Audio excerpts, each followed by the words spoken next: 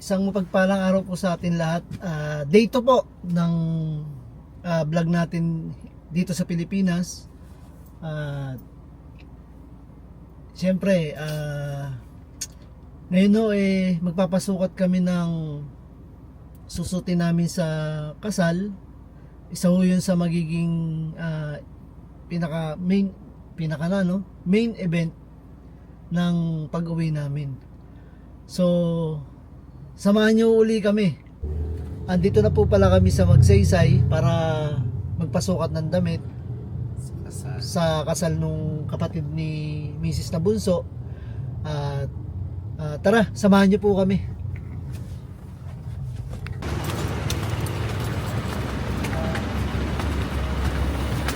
Hi guys.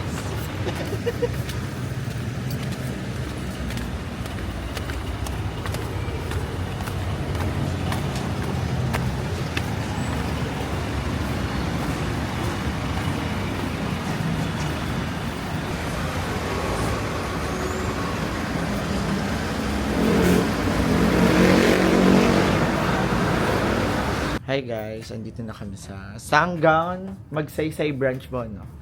Bali dark day for father. Dito kami. So, ito yung place. Ano ba motive mo?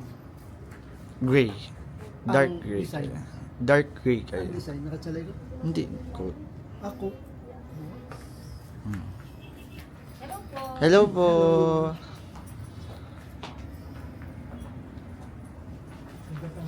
Yes.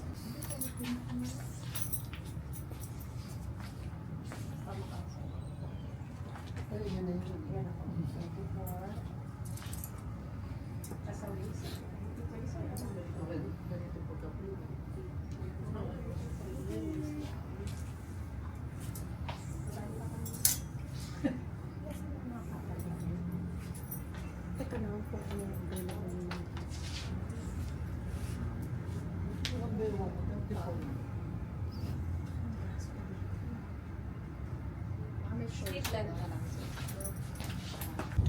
Yun. Tapos na ho yung pagpapasukat namin ngayon, ano. Papunta naman kami ngayon ng pabalik na tayo kaya, no. May dadaanan na lang kami ulit, tapos babalik na ho kami ng bahay. Andito na nga po pala kami sa pasukatan ng damit. Final fitting ho ngayon dun sa para sa gagamitin namin sa kasal nung bayaw ni Mrs. Ay, kapatid ni Mrs. Na bayaw kong bunso. Sabi ko kasi. Talaga? Ayaw niya. Ayaw siya. Kabukira ka naman. Talaga? Di ba tita Maricari ka sa susunod? Oo. Kabukira naman naman. Hindi naman. Parang gusto ko na lang na ipinalot mo sa ano. Kami nalog eh. Ano naman yan sir, nasa loob, tsaka sign of usage po siya. Oh, masanda lang. Patay mo nga sila sa okay?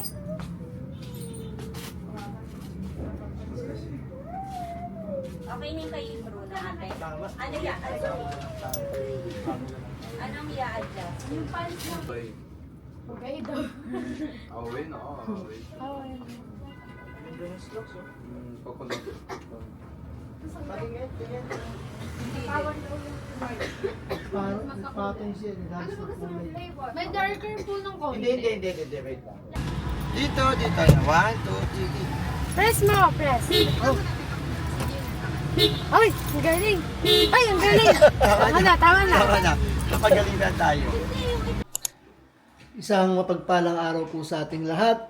At ito nga po yung sinasabi ko sa inyo na isa sa dahilan kung bakit kami umuwi ng ng Pilipinas, sorry. At para po makapagbakasyon na rin. Ito nga po pala yung big day nung bunsong kapatid ni Mrs. So, mamaya po makikita nyo. Tara po, samahan nyo uli ako. Hindi na ho ako makapag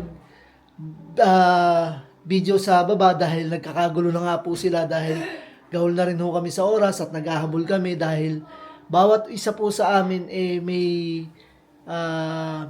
kanya-kanyang responsibilidad na gagampanan mamaya sa kasal. Kaya ho, Abangan nyo na lang ho mamaya kung makahawak pa ako ng ng camera, o dahil nga po dun sa mga gagampanan namin tungkulin, hindi ko sigurado kung makukunan ko lahat.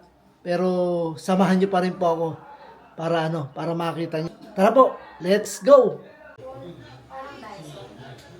Ito kuya oh. Ay, ako gagamit yan. Ayaw niya nga daw Ayaw nyo matawag, gusto niya straight lang. Iyan siya. Ayun yung trip niya eh. Iyan siya. Hindi, okay lang naman. Okay lang na straight ka.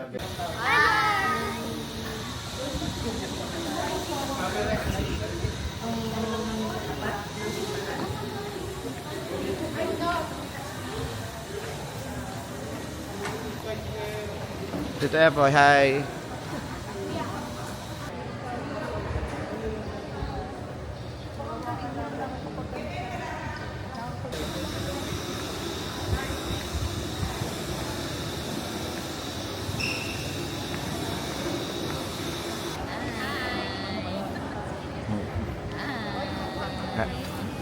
Hi daw kayo sa vlog. Charing. Hi po. Alam mo, Kaya kami po lang yung Michael Jackson.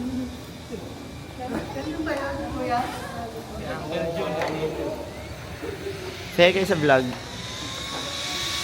Ah! Hi sa vlog. Hi! Hello po. Sabi ko hindi pa madala.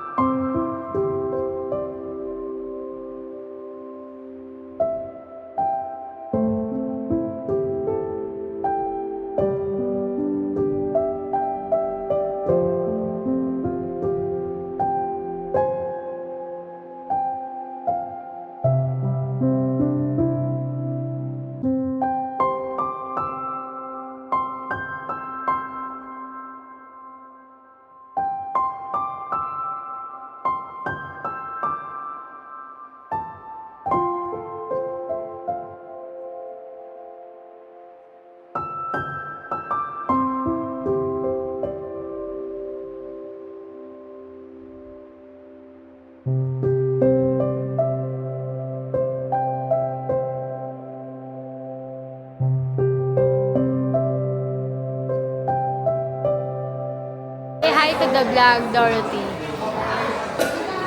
Ano yan? Baliktad ko mag volume. Baliktad sa mag-hi, guys. Ay, yung nakakainin na. Paano? Tatagay sa Mercy